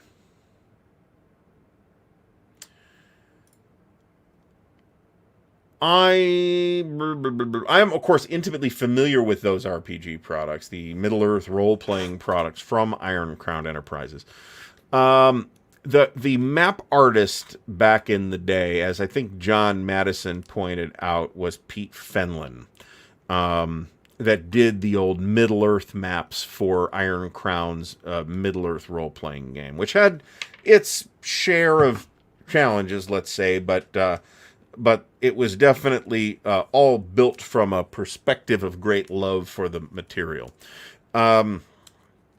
So I don't really feel like I feel like if there's a I feel like the Iron Crown Tolkien maps are a little less Rick Barber-esque than Tolkien's were that you saw in the actual books. Let me put it that way. This is an interesting question. Colin Flanagan asks about the Empire of the Sun map. I think it's a really attractive map. Is it a Mark Simonich map? It might be. I'm not sure about that. It's a really attractive map. It is an unusual, like Pacific War, it is an unusual map projection, which throws some people. But it's also necessary to have a weird projection because that map is covering like a third of the planet. So it's necessary to make some concessions on map projection for that. So there's that. Same deal with Pacific War, by the way. So I really love the Empire of the Sun map, and it's a fabulous game, too. So,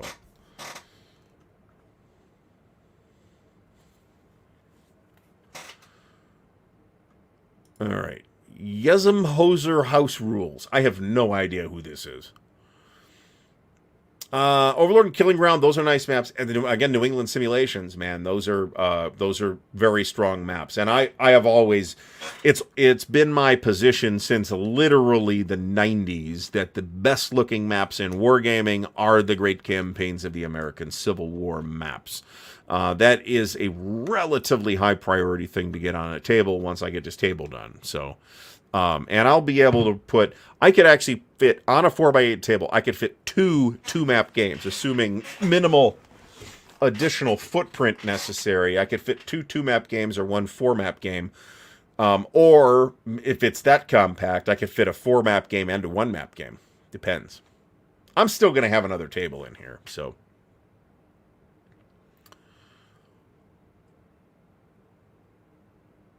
All right. Charlie is one of our great hobby map one of the great map artists. I'm not sure if he's done a lot of counter work too, but I mean, certainly Charlie Kibler is one of the great artists of wargaming. No doubt about that. I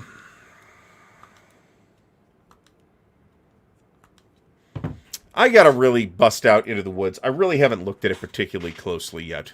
Oh, frankly, I haven't looked at Bloody April very closely either. So I'm positive this is true. I'd love to talk to Mark about that. When we have Mark on the show, we're going to actually, which is in the works.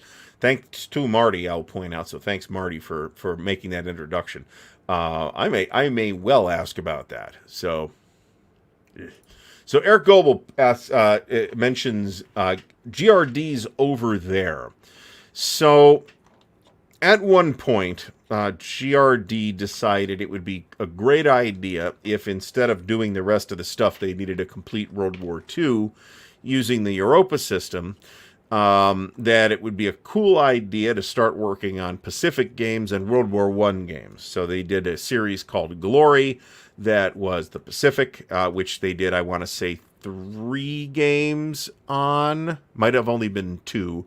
And they did World War I, and I think they did 2 games there as well. Over There was one of them, and I'm trying to remember what the other one was called. So there's like 2 West Front games. Over There was one of those. And as Eric points out, there is a map in there to play out a Mexican invasion of the U.S., which strikes me as incredibly hypothetical and probably not a great thing to spend your development time on for that particular title. Let me put it that way.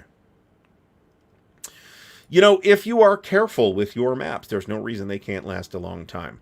Now, the best, I don't want to say best, but the way to store your maps that will result in the least wear on them is to store them flat and not fold them.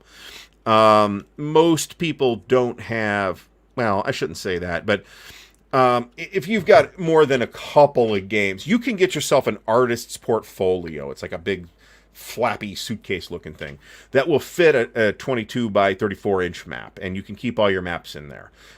If you have a Wargame library that lets you keep all your maps in there, or at least all your paper maps, that's cool. That's not an option for me. Okay, I'd need a whole map cabinet to do that, and just sorting through that would be a big pain in the ass. But I do know people who prefer to have their maps stored flat and or laminate their maps. And man, I hate laminated maps. All right.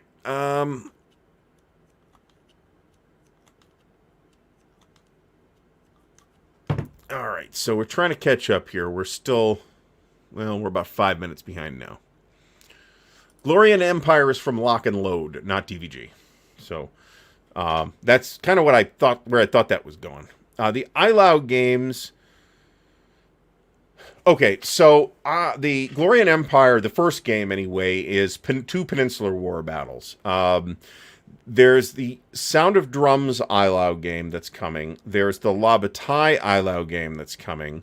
There's the Winter's Victory iLoud game that's coming from New England Simulations. And I'm pretty sure there's another one in the works. The next Eagles of... And I don't know if this is coming out this year or not. The next Eagles of France game is iLoud as well. So, but I don't know if that's coming out. I get those two confused sometimes too, and I shouldn't, because I have, generally speaking, I shouldn't. Let me put it that way. I've never had any level of personal contact with the people at DVG at all. I own one of their games, and I have a pretty high... It's Field Commander Napoleon. I have a very high opinion of it. It's very nice. I think it's a really good game. I have owned maybe one other DVG title over the years, which I got rid of, and I was not as big a fan of. I don't even remember what it was. I've owned several things from Lock and Load, and I have even Lock. My only, and I've like met David and talked to them and talked to Devin and all that stuff. So I've had some personal contact with Lock and Load that I haven't had with DVG. I still find it very easy to get the two mixed up, and I'm not sure why. I think there is a graphical synchronicity between the two, and I don't know if there's any reason to draw that conclusion at all, but it feels like there is.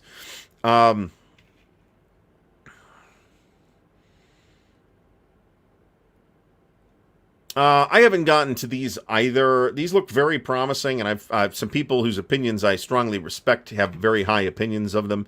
I would like to try them at some point. I do have all three of Mike Resch's games. 4 if you count the Galicia game that showed up in Paper Wars. The Goss, I'll tell you what, the Goss maps are really nice. It's Joe Youst maps, okay? But I'll also tell you, now, Joe may have made some concessions since doing the Vakdam Rhine maps. But having played on the Vakdam Rhine maps, man, that terrain in there is just a hornet's nest. And I'm not talking about the fact that it's just bad terrain to fight over. That's accurate. I'm talking about the graphical presentation of the maps, where you'll see, like, okay, so here's a trail, and it leads out of one hex into another hex, and then back into the original hex on the same hex side, and then into a third hex. So what's my route here? That's weird, and I understand that it may be an accurate representation of some track that was on the historical battlefield, but there's kind of a lot of that in the middle of the map, and it makes it kind of hard to read when you're actually playing on it. And one of the only reasons it worked as well as it did for us is because we blew the map up like to 120%, and it was a lot easier to deal with.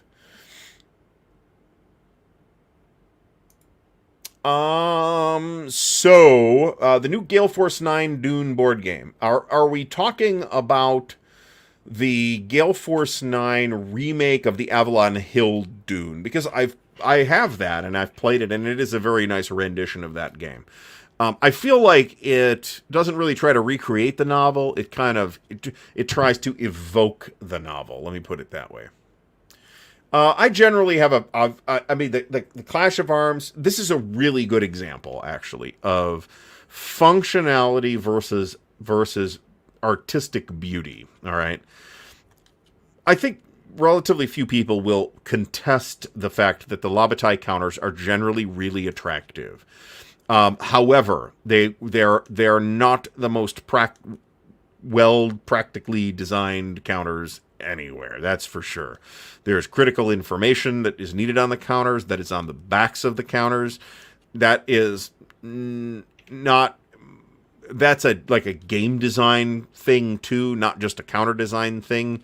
The fact that you'll have, particularly with cavalry, but this is all over the place, where like a lot of like line regiments, you'll see like all their battalion counters will look the same, but then they'll look exactly the same as the next battalion, the next regiment over, or very close, and it'll be hard to tell the difference. And then you might have a cavalry corps or something like that, where every unit is a different type looking in different uniforms, right? I respect that the the idea is that they're reflecting the historical uniforms that the unit wore on the counters. That's cool, but it also makes them harder to use, frankly. I think there is a middle ground here, and I would encourage folks to take a look at the way that iconography is being used in Winter's Victory, which I have seen physically, and which I feel like they hit the sweet spot. In addition to you not having to flip the counters over in the middle of the combat, which is not something that I like. And that, I have a lot of good things to say about La Bataille, right? It felt really good playing it, but it's certainly in terms of like physical piece handling and stuff like that, it does show a lot of age. All right. So, and there is a certain charm to it too, and you do get used to it. So, I don't want to necessarily try to make the point that these games are unplayable because you have to flip the counters over. Flipping the counter over does mean something, but it also is a barrier that you shouldn't have to deal. I don't think you should have to deal with if it's avoidable, and it is avoidable. You just have to streamline it, like I said. You don't necessarily want to just put all those numbers on the front of the counters, though. That's not necessarily practical.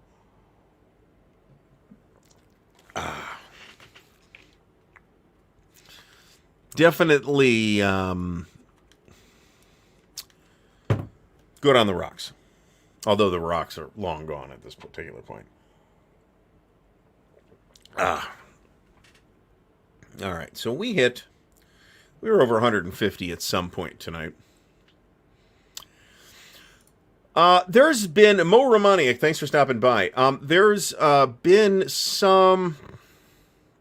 I'm trying to remember who it was. There's been some. I would probably go to Board Game Geek and look at the games and see what videos are listed under the games. Blue Tweezers has done some stuff. A couple of the channels have done some stuff. And somebody did Serbian Moose Sterbian too, and they did a nice job on that. And I forget who that was. Because I'm subscribed to virtually every Wargame channel on YouTube. So, and it's hard to keep track of everybody, especially for a channel that hasn't been active in a while. And there are some channels that haven't been active in a while. So anyway, yeah. Anybody doing BCS vids, I'm all on board with that. So John from Half-Ass Gaming expressed his disappointment that there was no BCS in play at Winter Offensive. I also am a bit disappointed by that, but I'm not particularly surprised. Winter Offensive is sort of a weirdly focused event, right? There's no, and I've told people this, there's no really good reason to go unless you're going to play ASL or GCACW. If you are going to play one of those two things, then there's going to be plenty to keep you busy. You'll have a great time. If you're going to try to play something else, then you better have that arranged in advance because there's no guarantee that it's actually going to happen. Unless you have arranged it in advance. Which happens, right? Every year there's a couple of other things happening. This year there was a third winter game, and that there's not always OCS at Winter Offensive. So, and usually there's a I'm sure Dean would have been there if that was gonna happen. But I also not shocked if Dean didn't make it, given what's going on with Dean. So, and of course our best wishes remain with him.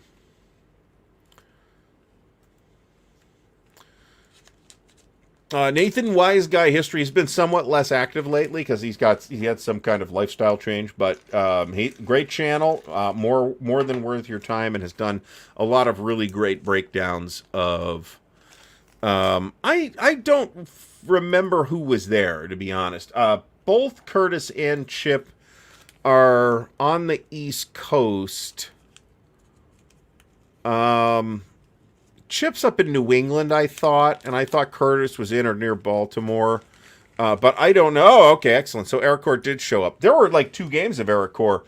I'm not sure it was Ericore. There were like 2 games of BCS on tables at Compass Expo, I'll point out.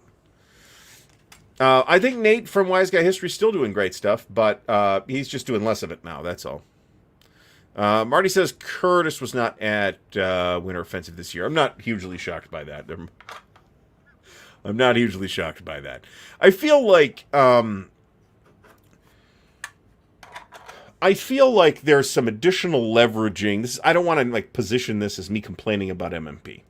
But I feel like that like they could be doing a better job to try and leverage the fact that they do have an in-house event in Winter Offensive. And they do have a lot of other games, many of which are really good, that they could be, incorporating and using Winter Offensive to build interest in. And that's not really happening. And I don't know that happened with GCACW in a company-directed way either. I'm not sure if it was Ken Lee who kind of was the mastermind of bringing that to Winter Offensive or not, but that's the sense that I have. So I feel like Multiman could be doing a better job of promoting their stuff in general and promoting their event to help promote their stuff. And certainly BCS is one of the things that they could be promoting in that way. Generally, the gamer stuff has historically been promoted by word of mouth, right? And that's always been enough. And remember that nowadays word of mouth is not necessarily two people in the same room breathing on each other, right? It could be word of mouth over the internet. So Winter Offensive is absolutely ASL focused. This is also true. Marty makes a good point here. They're really not able to fit any more people than they currently have in that facility. They'd have to get to a larger facility if they were going to try to do that. And it's basically at capacity right now. So in terms of like the room that it's in, I don't know that there's more space in that facility. So that's a factor. I'd say, again, I don't know what the actual number is this year, but I made a ballpark estimates when I went a few years ago. And I thought it was like 65% ASL, about 30% GCAZW, and about 5% everything else. So, plus at night, some miscellaneous pop-up games will break out, that kind of thing. But that's gonna happen anyway. So, I mean, remember for a while we had, another thing I guess I'll mention is that the OCS folks are not really shy about it doing their own events. Let me put it that way. We had a spontaneous OCS event bust out in Columbus twice. We had the thing in Baltimore last year that Tony, I don't know who the organizer was, but Tony Burkett was involved, and they played whatever it was, Ostfront thing that they played. So those guys will actually do their own thing. Plus, all that stuff gets played very heavily at Consim World Expo. William Aarons, thank you so much. Much appreciated. The support will help a great deal. Says the Napoleonic era maps of OSG have more detail and look better than the ATO maps of the same battles, but both companies produce adequate maps. I'd have to sit down and compare side by side those ATO maps, but I mean I've looked at a lot of the OSG maps and they're really nice. Offhand, looking at like the ATO Vagram that I have from a few years ago, 2 or 3 years old, I want to say. I will definitely step out and say I like the OSG maps better than that, but that might not be a perfect example either. Maybe BCS needs its own event, right? BCS-a-thon or something like that. Have that. Obviously, the obvious place to have such an event would be here in Ohio, because this is the heartland of gaming, apparently. So, but yeah, I mean, if there was I can't commit to another event. I got more events than I can deal with now. I was looking at GaryCon, which is in Lake Geneva, Wisconsin. And it's in March. It's like, man, I wasn't like thinking of going this year or anything like that, but I'm just like, when is that? Because it'd be cool to go at some point, right? Even if it's not this year. Man, there's no way. There's like, all the events I would choose to go to are all in like February or mid-January to the end of June. So like all of the events are in that period. There's like 3 things other than that I'd consider going to outside that time frame. So this is why RDCon, if it happens, will not be in that time frame.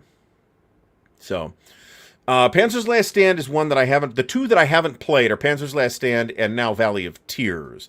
I'm very excited about whatever they'd like to do for BCS. Right? You know, bring it on. As far as I'm concerned, I am wholeheartedly enthusiastic about that system, and it sounds like, John, it sounds like you are as well. So SD has we'll see. It's because it's in November, which is not in the window when everything else is happening. SD is not impossible. I can't commit to it at this time, but I'd love to go. It sounds like a great event. So I think this is an intriguing idea. I think it's easier to get miniatures players doing this than tabletop wargamers. Tabletop wargamers tend to be more focused on this system. Miniature wargamers can, you know, the big investment is not the rules, it's the miniatures. So you might be willing to say, yeah, sure, we can play with my Napoleonic miniatures and play this rule system I've never played before. What's the worst that could happen? I'll hate it and we won't play it again. Whereas, you know, getting somebody to pick up a board war game might be them learning a new system. So I think it's a cool idea. Don't get me wrong. I think you'll have I think it'll be harder to organize such a thing as board war gaming than it would be for miniatures gaming. Let me put it that way. So we do have, I guess we are 5 minutes to go here. So I'll mention a couple of things. We have clipped the 1.5 total counter sheets of ASL counters that we had here. So I'm happy about that. They're all French, so we'll have to figure out where they go. But that's okay too. I just put them in baggies for the moment. So tomorrow, hopefully, we will have a show with Dan at 7:30 p.m. Eastern Time. I'm not sure who that's going to be with yet, but we'll figure that out starting in the morning, I suppose. Expect to hear some Charles S. Roberts related awards related stuff pretty soon, as in like this week. The people on the list will be probably informed before the public, but you should still see, like, no later than this weekend, you're going to see another announcement of progress that's being made, and we are on target. That's all I'm going to say about that here. So tomorrow, show with Dan. Thursday, unboxing video, which is, again, Kesselring's War from World at War Magazine number 94. It looks like a very promising game. It is a Joe Miranda design. I was like, you know, this topic doesn't seem obscure enough for Joe Miranda to me. But it is, in fact, it looks good. And I am actually interested in a couple of the things that have come in the pipeline lately from Decision and the 2 magazines. So that's great. And, you know, in principle, on a 4x8 table, I can run 5 single map games at a time. That's theoretically possible. That would be stupid, but I could do it. No,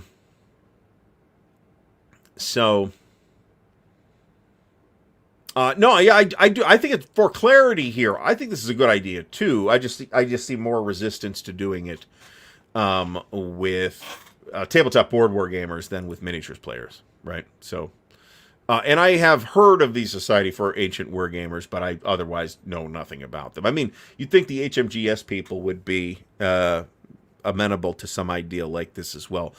6 or 7 years ago, maybe, there was a huge miniatures game at Winterfest, believe it or not. It was like a 6-table, they ate like 6 tables with this thing. It was huge. The Kesselring run, that's true. So apparently some Kesselring left his field marshal's baton laying around somewhere, and it was grabbed by an opportunistic GI. And the GI's like grandkids found it in an attic somewhere and sold it for like $750,000 back in the 90s or something like that. So that's a fun story. Way to go, Kesselring. But anyway, cool topic, and you can take a look at the game, which also, I mean, looks physically nice. And that is a Joe Youst map. The game design is Joe Miranda. There's a lot of Joes over there at Decision. I really strongly like Joe Youst as a map artist, but sometimes playability is maybe not as big a concern as I would like it to be. Let me put it that way.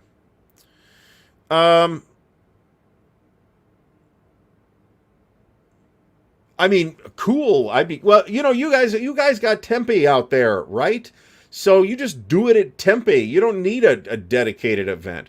We don't have a Tempe out here. So the best we got is WBC, which is a pretty big event, right? Maybe this will happen at WBC. Although WBC is not a firm event for me this year, if I'm almost certain to at least show up there, but also I'm willing to go for longer if there is a game to play, and if that thing were to be BCS, I would have no objection to that whatsoever. But I'll do OCS too. I want to play. One of the first, honestly, one of the first things I want to set up on the table is when the table's ready is Crimea, because I want to play Crimea. So, no, we don't need to do anything outside Ohio. That's just crazy. Everything important happens in Ohio, with the exception of those one or two things that happened in southern Michigan and southern Wisconsin. That's it. Remember that there's another convention up there in Wisconsin, not just GaryCon. There's another one. I forget which one it is, but Noble Knight is a sponsor there as well, and at GaryCon. But they don't do big conventions. Eric Goebel, thanks for stopping by. We are wrapping it up tonight. In fact, we are officially wrapping it up right now. So Thursday, 10 a.m. will be the unboxing video, and we'll see what other stuff. There's some more shorts trickling out too, but I'm basically out of shorts after the next couple of days, so check that out. Once again, remind everybody to thumbs up the video if you have not done so already. Subscribe to the channel if you've not done so already. Big shout out to the patrons of the channel. Thank you, patrons, for all your support. Thanks also to our sponsor, Noble Knight Games. Reminder that if you're buying stuff from Noble Knight, use my affiliate link. It's in the video description, and I will get a little bit of kickback. And hopefully in a couple of weeks, we will have an update for you on the campaign for North Africa. And there'll be a goal number 2 for that, I'm sure, at some point as well, since we seem to be doing pretty well at that. So that's going extremely well, and I'm very happy with that. So thank you, everybody that has taken advantage of that, and thank Noble Knight for the opportunity. So I'm very happy with this so far. So once again, everybody have a great rest of the night, and we will see you all again next week.